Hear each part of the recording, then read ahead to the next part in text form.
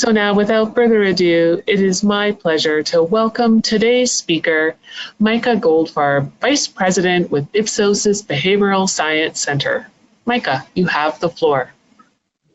Thanks so much, Ellen, and thank you all for joining me today. I really appreciate you all taking the time, and I'm excited and privileged to get to talk to you a little bit about behavioral science and what we do with Ipsos Behavioral Science Center and how we apply academic insight to healthcare market research. So let's dive in. So greetings, everybody. I'm Micah Goldfarb. I'm a vice president, like Ellen said here, with Ipsos Behavioral Science Center. My background is a PhD in social psychology and a postdoc in oral health decision-making of dentists and dental patients. And now for the past 3.5, almost 4 years, I've been here with Ipsos and been applying behavioral science to help healthcare market research and understand and uncover and kind of unlock some of these hidden unconscious motivations of patients, caregivers, and providers. And over my time, I've been very fortunate to work with some really excellent people. And in today's agenda, so the talk we're going to talk through today has kind of 5 phases that we'll go through. So we'll begin with a little bit of the foundation, a little bit of an introduction of who we are here with Ipsos Behavioral Science Center, and then a little bit on the building blocks, so how we kind of understand behavioral science. And people kind of have sometimes some differing definitions, and so really demonstrate our approach to behavioral science, and then get into the implementation, how we apply this to understand and kind of leverage into market research in healthcare in particular. And then get into some results. So get to walk through some case studies and the resulting implications of what it means when we add on this kind of behavioral science lens to understand the human behavior. And lastly, wrap up with a few key takeaways. So the foundation, like I said, I've been really lucky here at Ipsos, where we have a really excellent behavioral science team with really smart, passionate, interested people, all kind of coming from different backgrounds. So we have myself, social psychologist, behavioral economics, consumer psychologist, cognitive psychologist, and some clinical, some more agency-driven practitioners as well. So we kind of try to attack these questions from all different angles, along with our partnerships with Yale University and Duke Business School. And with that kind of collective approach, we take that same understanding to behavioral science. So behavioral science is this interdisciplinary field really trying to uncover and unlock what are the non-conscious and might be hidden drivers of behavior. And so we always call ourselves, unabashed thieves, where we steal from cognitive psychology, social psychology, anthropology, behavioral economics, whatever it might be, to really unlock what's driving the decision-making, what's driving the behaviors. And we do that with the intention of getting this deeper understanding. And so this behavioral science kind of pull back some of the curtain and peel back the understanding so we can really figure out what's driving patient, caregiver, provider behaviors, and how can we improve our communications, our innovations, our developments to really take account how people are actually processing and dealing with information. And so some of the broad general benefits of behavioral science is this idea of tapping into that non-conscious drivers. So market research does a really great job of telling us what people are saying, but sometimes they might have a hard time articulating some of these deeper dimensions that are at play. And so behavioral science's job is to really uncover what is it that's really kind of driving some of those behaviors or some of those decisions. Second, we can nudge behavior. So our environments are really influential, and we can create an understanding in communications to tap into what are those non-conscious drivers to really kind of help guide people into their decision making. So help them act in ways that might be more desirable or get to that end conclusion. So things like compliance or adherence on a treatment schedule. How can we make that easier and overcome some of the hurdles that might be losing some of the patients along the way?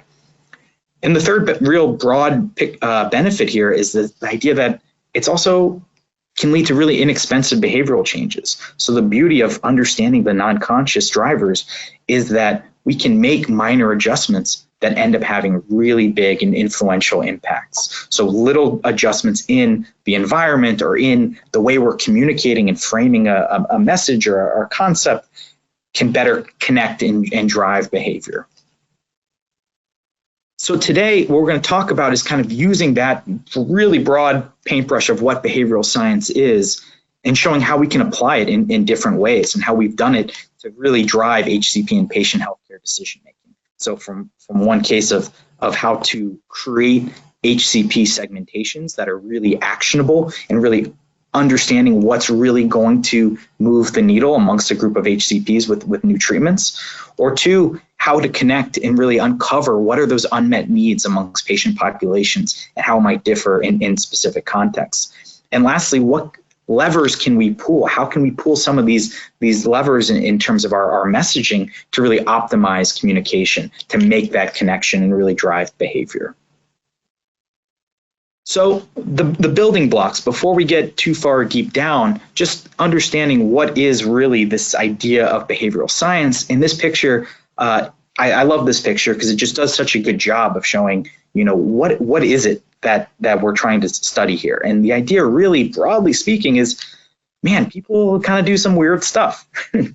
People are, what are they doing? They're taking an escalator to go work out. They're perfectly good stairs right there. Why are they doing this? And the idea that, people sometimes think that, well, we're all, rational human beings and we think deeply and analyze the information before making our decisions. I always tell to those people, and I go, have you ever met people? Like, I don't know who, maybe I'm in the wrong circles. Maybe I need to expand my friends and colleagues, but that's just not how people actually process information. There's so much information in our world that we use our non-conscious to kind of filter that information into more palatable and useful and actually actionable decisions and drivers. So really our job here is to really try to uncover how we balance back and forth between this autopilot and really heavy, deep thoughts. And the theory that really kind of outlines that idea is the idea of our 2-2 system. So I'm sure anyone who's ever touched anything in behavioral science has heard of system 1 and system 2 and how helpful they are in understanding how we process information. So to just ground everybody, we have our system 1 processing, which is that fast processing, automatic, rapid. It's looking for those efficiencies, and it's kind of always on, filtering through information. And then we have our system 2, which is that slower, more controlled, more deliberate processing, where that really needs that motivation and ability to think deeply about an element. And these systems are really kind of interacting at all times, and we're kind of flowing back and forth between these two. But the idea here is the more that we can understand how people are processing information, the more we can look at kind of seemingly chaotic connections in human behavior and understand that it's really much more predictable if we're thinking about how they're in that system 1 or system 2 mindset in terms of how they're processing the information and the conclusions and decisions that they're coming to. So with that, these decisions that people are making are a function of 3 different factors. First are our goals and motivations. So what are we trying to achieve? Are we trying to get the most out of every moment? Are we trying to make sure things don't get worse? What am I looking for in terms of the motivational outcome? Second, our knowledge and attitudes. We have a buildup of our own knowledge from our experiences and our attitudes and our evaluations of different things. So what are we thinking and believing? And lastly, how they all kind of come together and are impacted by our decision context. So how does our environment, just little changes in our environmental context, can impact us in really big and dramatic ways? And so research on these dimensions have shown that our system 1 and system 2 style of processing leads to different outcomes. And so in this really interesting study, what they did is they had people come into a waiting room and do a really easy task, memorize a 2-digit number, not much effort involved there, or a really hard task and memorize a 7-digit number. And then they walked down this hallway, and on the hallway they had option of snacks of a healthy fruit salad or an indulgent chocolate cake. And then at the end they had to report back the number they memorized. And what they found was when it was a 2-digit number, not much effort. This was easy. They were able to, only about 41% really indulged in that chocolate cake. So they were able to kind of resist some of that temptation. But when I'm overly cognitively taxed, having to kind of remember this, they didn't have the ability to kind of shift into that system 2 style of processing, and were much more likely to kind of succumb to those, I want that immediate reward. So we're seeing that system 1 is really guiding the goals and motivational drivers. It also impacts the knowledge that we incorporate, even outside of our awareness. So things that we're not thinking about. So a really cool study had people take a survey and rate how important are the questions or the topic of this survey. And the first group, they answered it on this 657-gram clipboard, and they found it, kind of important, 4.2 on a 7-point scale, but not dramatically. But then the other condition, they gave them a heavier clipboard, fill out the same survey, and they found it more important. So the idea is that this heavier clipboard was cueing this idea, this heuristic, this bias that exists that, oh, heavier things are more important. And without meaning to, that bled over and generalized and leaked into their judgment on how important these same sort of questions were. So we're bringing in this knowledge outside of our awareness. And lastly, our system 1 is also impacted by our environment. So another study had people go out and buy batteries. And the question was, well, who's going to really kind of show off a little bit and buy that most expensive battery? And by yourself, only a third bought the most expensive. Add a few more people, add that kind of social dynamic of other people potentially watching what you're buying, and it jumps up to almost 2/3 buying that most expensive battery. So the idea here is really that these systems are at play, and they're impacting our goals, our knowledge, and the context that we're in is all kind of impacting and coming together to drive behavior. And importantly, though, they're not just operating on their own. Both systems are kind of working together. So classic little riddle here is Emily's dad has 3 daughters, April, May, and June, right? We all said, oh, wait a minute. A system 1 type response, I see this pattern, April, May, June. But then if I take the time and the thought, I can go, wait, it says Emily's dad has 3 daughters. This must be Emily. So that's just a little fun example of how it's kind of always kind of back and forth between these 2 systems. So that's just to give us that grounding of behavioral science. And now for the rest of the talk, we'll talk a little bit more about the implementation into the healthcare research space. So how we take these understandings and apply it to really help patients and caregivers and providers. So first off, when and how should we use behavioral science? So behavioral science really is best utilized when we're trying to understand what are these deeper drivers of the behavior. What are happening when we're seeing say-do gaps, and when they're saying our consumers are saying one thing but actually doing another. And so we can incorporate behavioral science throughout the process, and by one into the design and measurement. So we have methods tried and tested, from academic studies in different dimensions, understanding what are these deeper mindsets and motivations. And we can ladder these up to frameworks and theories that give that scientific lens to help kind of pull those pieces together in the analysis and insights, and provide these kind of, where are all the connections that are coming together. And lastly, really into that marketing and strategy. We take these academic insights and make them into actionable takeaways. So there's so much research that's been done in academia about these motivations and these drivers and how people are making decisions in all different contexts. We filter through that to understand what's going to be the most actionable takeaway for you and your situation. So over the past 6 years, we've had a lot of success and a lot of fortunate opportunity to work with a lot of the really large players in the healthcare market space. And this is just a handful, but we've been really fortunate to get to partner with all of these groups to work on some really interesting questions and help them with their most pressing business issues. And here's just a smattering of some of the areas that we've dabbled in. And in terms of, the value proposition and positioning, so how can we frame particular benefits to really connect and drive behavior? Or things like patient equity. How can we ensure equal access to clinical trials? Or how to help create environments of shared decision-making to empower patients to take on a more active role in their healthcare?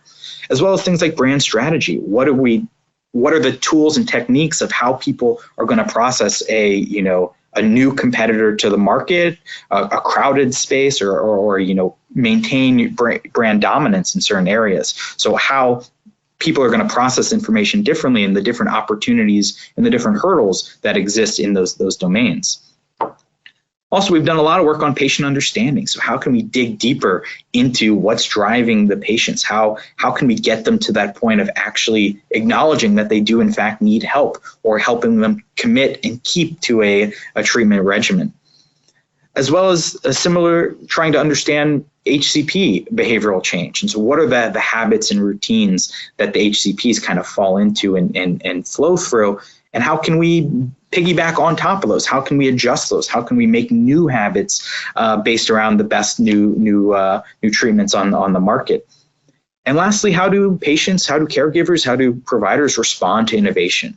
So how do they respond when we were developing all these new and amazing technologies, 2-in-1 medications and different types of injectors or different methods of action, and all these different developments that's happening in the pharmaceutical world? How do patients and caregivers and providers react? Who's going to be most open? What are the hurdles? What are the opportunities to connect and driving the products in these spaces? So this is just kind of a smattering of some of the areas that we've applied behavioral science to really uncover what's driving and how to improve along a lot of different dimensions. So the next stage I want to talk about are some of the results, so what it looks like. So a few of the case studies that we can kind of walk through together in terms of what it really looks like when we apply behavioral science. So we mentioned these at the beginning, and we'll jump through them one at a time. So beginning with HCP segmentations, how can we create more actionable segmentations that'll help us really connect and kind of pinpoint these differences in our segments to make them more reachable and in different ways. So what happened for this study is that we had a client really just wanting to refresh their physician segmentation. So they had a segmentation, but they were really still struggling to understand how to kind of parse apart the different providers, especially with how they deal with patients and decisions when it comes to patient care. And so what we did is our kind of involvement here is we began with a qualitative exploration. And so here's where we dive into all of those methods and academia that exists, and we leverage behavioral science topics to uncover what are the non-conscious and latent motivations. So what are the theories and motivations at play that we're seeing come up in the qualitative conversations that are really kind of guiding how these physicians are making decisions. So we take that understanding and then quantify it in the second phase of research, and coupling with the traditional segmentation, we're able to kind of add on these, both the functional and those unstated emotional needs. So instead of just getting that refresh on the segmentation, this is adding a fresh new take on what are these kind of unmet needs that we haven't quite tapped into yet. And so that's building off of what we're hearing in the qualitative research.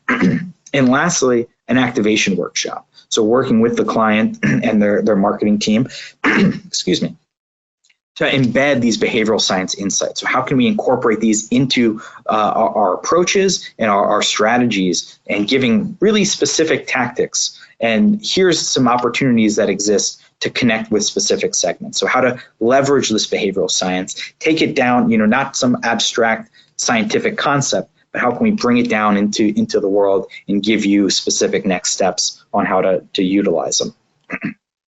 And so how we apply the behavioral science, so one of the theories that came up in that qualitative research was this idea of regulatory focus theory. And what that is that's an understanding of our non-conscious motivations. And the idea that we're driven by, one of two different motivations. The first is this idea called prevention focus. And to highlight prevention focus, we can think of Toby from The Office.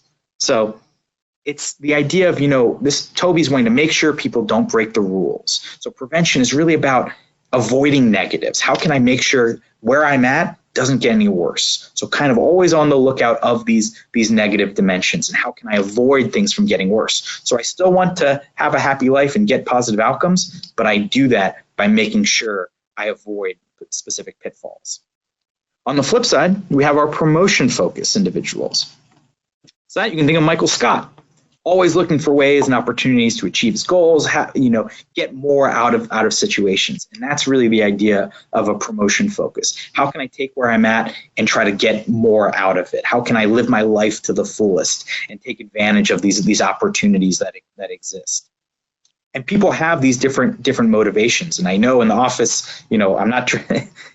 I'm personally more prevention focused. So being Toby isn't always a bad thing. I know in office it might not feel that way, but either way, these two kind of personalities, and lots of TV shows have similar examples that we could draw on to identify how these motivations kind of exist in the world. And in healthcare, it's very much the same. And when we're thinking of physicians, we have these prevention-focused physicians. And when we think of them, their main goals are, how can we protect our patients from getting worse?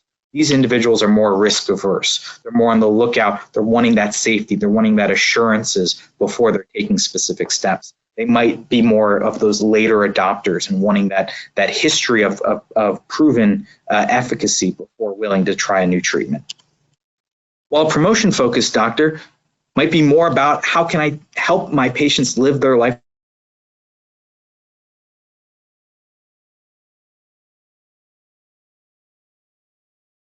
to the fullest. They might be in more risk acceptant and more likely be early looking to make the situation better, and not necessarily as much of that negative drawbacks that might exist. And it's really important to understand these motivations, because when we create fit between our messaging to the motivations, it's more compelling. And research showed that they had individuals come in and either receive a promotion framed message about, Crest is better than Colgate, promotion focused, versus a prevention frame. Colgate is worse than Crest. And when they match these messages to people who are already promotion and prevention, we see on the left chart, the promotion individuals, the Michaels, when you talk about the benefits, Crest being better than Colgate, it was more influential. And the prevention individuals, the Tobys in this case, when you talk about the negatives, Colgate is worse than Crest, it makes Crest look better. So there you're getting that boost in the evaluation. So it's really important to kind of match the messaging.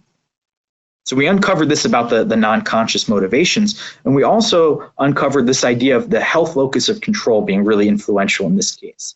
And that's the idea about how we understand our control over our world, our agency and power, and it can really be broken down into two concepts: our external locus, and we'll switch TV eras, but we go to Phoebe and Friends. It's all about the fate or the universe. It's these external elements that are impacting me and impacting my life and my decisions, versus internal locus and Monica, which is organizer. Everything that's being done is due to her own actions, and she's in control and agentic over her life. And similarly, we can see that in HCPs, thinking about patients' conditions in this external locus, thinking it's more uncontrollable and reliant on external factors like fate or genetics or other things that might just be happening that are harder to control, versus internal locus HCPs, who are thinking that the patient's condition is really controllable and they want solutions to empower them to control along the treatment journey. And again, just like we saw with regulatory focus, creating that regulatory fit, we see the same thing in terms of locus of control. So when we match messaging, it's more influential. And so what research did is they looked at external locus messaging for mammograms, so the best thing medical science has to offer, versus internal messaging, the best thing you can do for your health. And when they match those, again, we see that fit created. So the external locus individuals, the Phoebes in this case, when you told them the best thing medical science has to offer, that was more influential in the amount of percent of people who actually got mammograms 12 months later. But as opposed to when you messaged the Monicas, the internal locus individuals, when you use the best thing you can do for your health, that empowering language, that was more influential, and they were more likely to get mammograms within a year. So it was really important to uncover these dimensions that exist because of how influential they are in terms of driving decisions and driving behavior.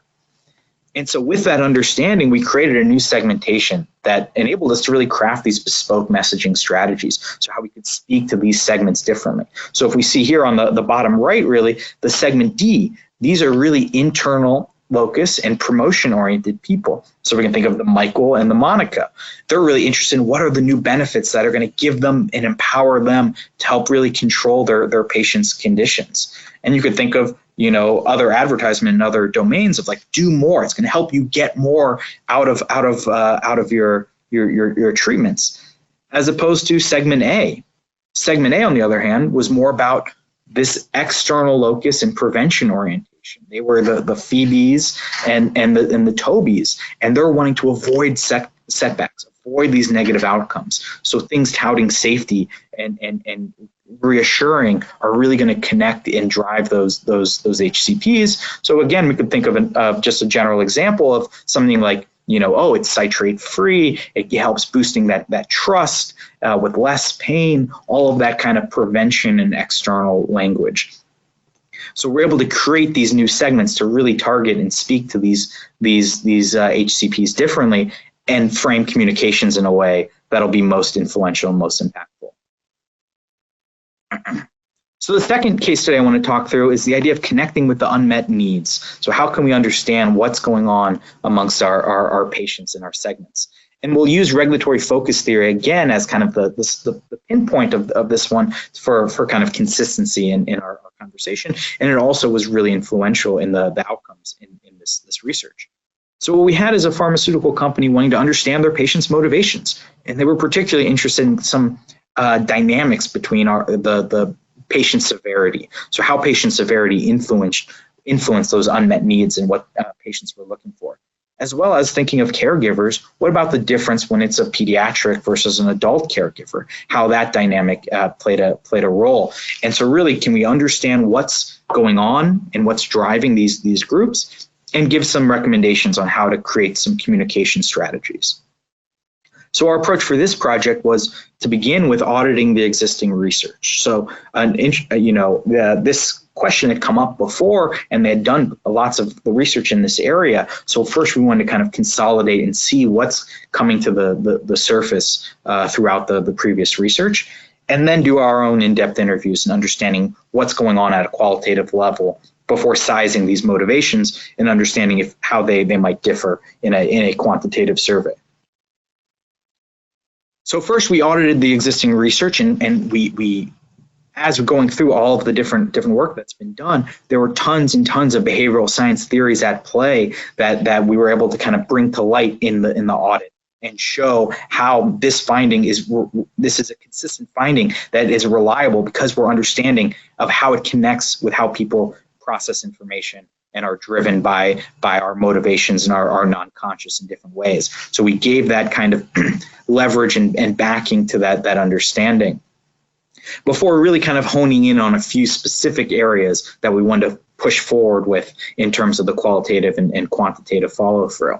So one of those being the regulatory focus. So that really kind of stood out as one of those dimensions. Are these patients differing in that, am I trying to get the most out of life, or am I trying to avoid particular negatives and particular setbacks? And what we saw in the IDIs, in the in-depth interviews that we conducted, was to kind of really try to understand these differences. And we saw a lot of promotion and prevention language kind of coming through. So we're seeing that prevention focus being really clear by them wanting that relief and that maintenance, both very prevention motivations and emotions, as well as how they're dealing with uncertainty and wanting to avoid specific situations. So we're seeing a lot of that prevention focus coming through, but there are also elements of promotion focus and wanting to participate in more activities and get to that better and better outcomes. So we applied both of these into the quantitative survey, and since these are based off of validated academic scales, we're able to kind of leverage that and bring that into the survey. And what we found was really interesting differences amongst these groups. And we found that the moderate patients were more heavily driven by this prevention focus. And so they were more, kind of on the fence in terms of how serious their condition was. So they really just wanted to make sure things aren't going to get worse. Meanwhile, the severe patients were much more promotion focused, and they were more, you know what, I am already in this severe state. I really need anything that's going to give me some sort of improvement. So we saw this really kind of clear difference existing between the moderate and severe patients. And a similar pattern came through for the caregivers. And we saw the pediatric caregivers being more of that prevention and adolescent caregivers being more promotion focused. And what was really kind of interesting here is it gives us that backing and that understanding to bring together a communication toolkit for each group. So the more now that we understand what's really driving these different groups, the more we can frame our communications in a way that connects with what is that unmet need that they're really looking for. So when we're thinking about the moderate and the pediatric caregiver, we can think about those prevention-focused themes and wanting, being uncomfortable with the status quo getting worse. So being, more risk averse and how can we emphasize these themes and these imagery and these emotions of kind of that nervous anxiety and how we can create relief and help them kind of get on with their days. Meanwhile, the severe patients and adolescent care groups are going to be more responsive to information that's all about how can we help get them to that next level and how can we improve the status quo. And I'm not as worried about things getting worse because, things are kind of already bad for those severe patients. So it's all about what's going to give me that excitement, what's going to lead me to that hope that something out there is going to be better. And so with this kind of toolkit, we pass this off to the team to really understand, here's the different levers that need to be pulled to connect with the different groups. And this research was really interesting. It ended up leading to more research. So we ended up getting brought in to do some in-clinic ethnography. So think about how these groups differ when it comes to that conversation. So we're understanding more about the mild, moderate versus the severe patient. But also understanding, well, what's happening during the conversation with the HCP that might be leading these groups to different paths. So we had ethnographers kind of follow the HCP around in the consultations and listen into these discussions to figure out what's going on in the conversation with these groups. And we kind of stumbled into a really interesting finding that was existing, that particularly the mild and the moderate patients were really downplaying their severity. And it stumbled into this really interesting phenomena that exists called the region beta paradox. So it's a phenomenon that people actually recover quicker from more distressing experiences. So it's kind of a weird, like, wait, this is worse. How am I recovering quicker? And it's the idea, if we think of the example on the right, if you shatter your knee, it's so extreme and intense that it's going to actually spur surgery and rehab and taking those actions.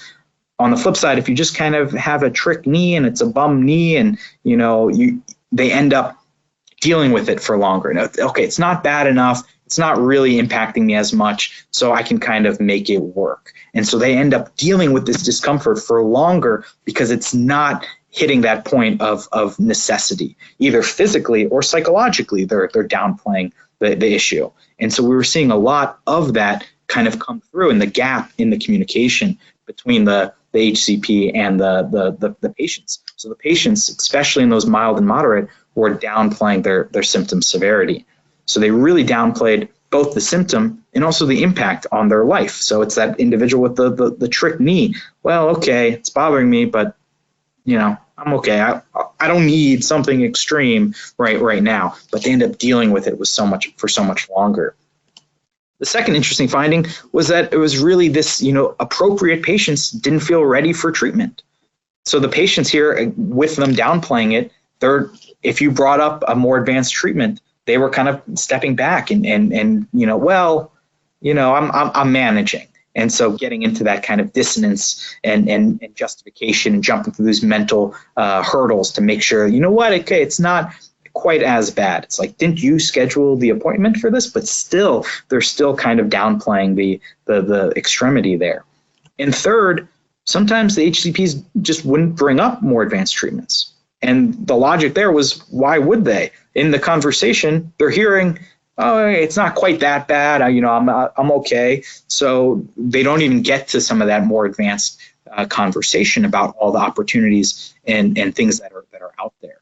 So it was a really interesting kind of finding in this dissonance and this downplaying that exists. And so we could use this understanding to help really figure out what's driving the patients and how can we frame our communications to really kind of help shine a light on this downplaying and help them overcome the hurdles that they're kind of putting in front of themselves in their treatment journey. So the third case study I want to talk through is just, again, about optimizing communication. So taking the communications and connecting with some of those concepts that we've talked about already today. So we had a client coming in wanting to test messaging and message effectiveness, like all about motivating patients to seek more information. So how can we drive patients to follow through and actually get interested in finding out more information about the topics that exist? And so what we did is we looked at first, let's understand how the language in your communications are really resonating with those patient motivations. And second, determine, well, what's working and what can be optimized? What are the levers that exist that we could pull? And finally, coming out with a recommendation on, here are the strategies, here are the tactics, here's the way we would recommend you optimizing the messaging, and here's the idea that it's based off on why it's going to be more influential than your current approach. And so our approach to optimizing and making an impactful message is across three different areas. So the first being clarity and credibility. So how clear, how straightforward, how easy to understand is this message? And we tap into a bunch of different theories and processes that exist. And then what's motivating? How is it going to actually align with how patients are driven and motivated to seek next steps? So we've talked about some of these theories, but there's plenty more theories that come up in particular contexts. And lastly, heuristics and biases. We know a lot of information about how humans process information, and so the more we understand that, we can modify the claims in ways to connect and drive how people are already attuned to processing information. So thinking about the present orientation or things like social proof, how knowing other people are doing something makes it more persuasive and impactful. And so while we can't get into really specifics on how we took clients' claims and changed them into different ways, we can talk at the higher level about how it kind of works. And so we take these audited messages, and then on the left we highlight the strengths and weaknesses that exist. So in this case, it was really aligning with a prevention-focused mindset, which was really influential in this space, as well as things like present bias and syntax bias, and using action language to really get that point across. But there were some opportunities where they were talking in terms of abstract benefits when it was really in a time that the patients really were looking for more of those concrete reasons, as well as potential triggers of reactance. So what might really push people away when it feels too salesy or too in your face. And so then on the right, we generated a bunch of different ways to kind of leverage these ideas and come up with alternate claims. So we can reduce things like reactance by kind of subduing some of that language or putting the focus on a different piece. Or things like boosting the relevance and kind of tapping into this in-group bias, this other heuristic that exists that'll really drive and connect and resonate with the patients. And then we end with the optimized at the bottom, where there's so many theories at play. We kind of put our stamp of approval on which one is going to be most influential. So we give you that food for thought on how to improve the communications, but then end with, here is where we think the best version of your claim could be, and it's based on all of these reasons why.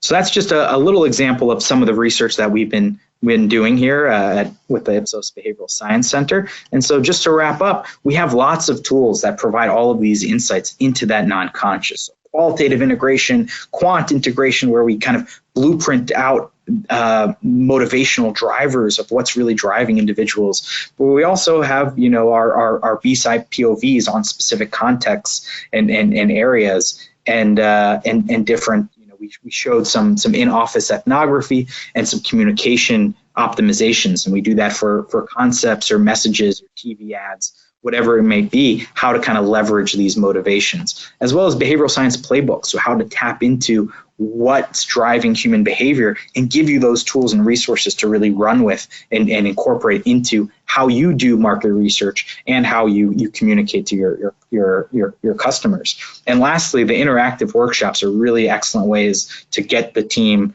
all together, get their hands dirty, understand how these behavioral science theories are impacting their consumers, and give them the tools on how to apply them and use them in your marketing. So the last things I want you all to remember before we go is always think, make sure we know our target's goals, beliefs, and context, because they're extremely influential and they play a big role in driving decision-making and behavior. And again, and the second is not all decisions are conscious, and it's really important to align our goals and motivations, because they're going to unlock better understandings of what's driving your customers. And lastly, BSI can be used in design, analysis, and activation. It can be embedded in many different ways, and we have these tools and methods that exist and that are tried and tested to give that deeper understanding of what's driving your patients, your caregivers, your providers, what are their real needs, and what are their real motivational forces at play. And with that, I'd like to thank you all for spending the time with me. It was a pleasure to get to speak at you, I guess. But I see there are some questions in the chat, and I'll take a few minutes to answer them. And I apologize in advance if I don't get to them. I'll shoot you a message back with an answer. So let me take a quick second to look at the chat and see what we're thinking. Okay, that's a great question right off the bat.